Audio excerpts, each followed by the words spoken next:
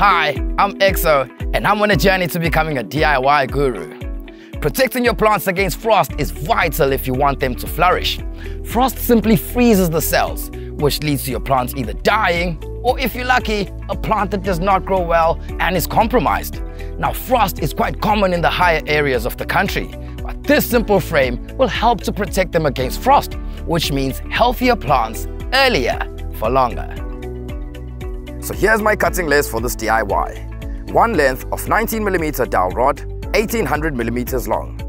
One length of 38 by 38mm, 1800mm long. Two lengths of 22 by 94 by 1400. Two lengths of 22 by 44 by 1200. Five lengths of 22 by 44 by 1800, one of which is cut to 1400mm, and these are planed all round. I got the chaps at Builders to cut these for me. It's just easier that way. A roll of frost cloth. This roll is 1900mm by 20 meters. And the tools you'll need are a drill driver with a 3mm wood bit and a 20mm spade bit, a screwdriver or drill driver attachment, and a pack of 4mm by 40mm screws, together with some smaller 35mm screws and some washers, scissors, a tape measure, and a pencil. Now I have to be honest here, I did some preparation in advance and I painted these timbers with Waxall. This is a wax-based wood treatment that helps to prevent the timber from absorbing water. And the reason why I painted it in advance is because it takes a while to dry. But here we are, let's get started. First step is to lay out the base of the frame. And the reason I've used 1400 as my length is that the frost cloth is 900mm wide. So this length gives me an overlap rather than having a gap in the middle. So the frame is laid out, and to join them, I'm simply going to drill a 3mm pilot hole and put 2 screws in each corner, working my way around the frame. And because I'm working on a grass surface, I'm using an off-cut piece of wood under the corner that I'm working on, just to give me a solid surface. And next is to find the center points on the 1200mm side and make a mark, and do that for both sides. Now, because my arm length is related to my height, I've asked Kev to lend me a hand. This is a two-man job. And then we can take the 22 by 44s and place them into the corners and eyeball it above the center mark, leaving the 2 planks to overlap slightly, forming a V, before marking them and drilling with a spade bit. I'm using a sacrificial board just to prevent blowouts.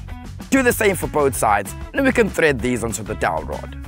Now I'm going to attach the uprights to the inside of the corner using 3 screws, 2 on the inside, 1 on the outside.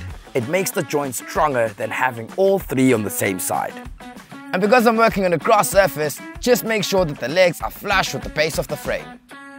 So if you find that there's a bit of play on the joint of the dowel rod, don't be afraid to put a screw in to hold these 2 together.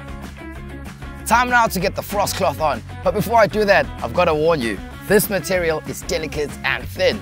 It reminds me of candy floss, so it's going to be a little bit tricky to get it neat and tidy, but do the best that you can. First off, we're going to start by laying 2 lengths over the frame, leaving a bit of extra length for attaching. I can now roll the 1400mm length of 22 by 44s over the cloth a few times before screwing it to the frame, and make sure that my cloth is somewhat neat and balanced before using the 38 by 38 to hold the cloth on the other side. We'll come back to this later. To close in the sides, I've cut 2 pieces of cloth and will wrap them together with the frost overlay and attach them to the uprights using these shorter 35mm screws and a washer. Without a washer, the cloth has a good chance of pulling through. Just remember, we're only attaching the overlay on the back side. Work your way over to the opening side and roll the remaining cloth onto the 38 by 38, pop a few screws and washers onto that. There we go, the frost frame is in place, and it's going to protect these little guys against the winter frost so they can grow properly without getting damaged. Now remember, everything I've used today is available at Builders, in-store, or online at builders.co.za. And for more videos like this, check out the blog on the website. Get to Builders, get it done.